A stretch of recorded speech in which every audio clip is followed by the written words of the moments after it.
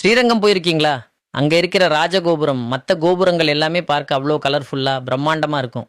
ஆனா, கோயிலோட கிழக்கு வாசல்ல இருக்கிற ஒரு கோபுரம் மட்டும் எந்த கலரும் அடிக்காம வெள்ளையாவே இருக்கும். ஏன் இந்த கோபுரம் மட்டும் இப்படி இருக்குன்னு என்னைக்காவது யோசிச்சிருக்கீங்களா? அதுக்கு பின்னாடி புல்லரிக்க வைக்கிற ஒரு தியாக வரலாறு இருக்கு.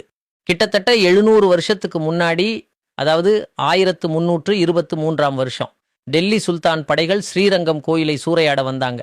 அப்போ கோயிலையும் நம்பெருமாள் சிலையையும் காப்பாத்த வெள்ளையம்மாள் அப்படின்னு ஒரு தேவதாசி ஒரு துணிச்சலான முடிவெடுத்தாங்க.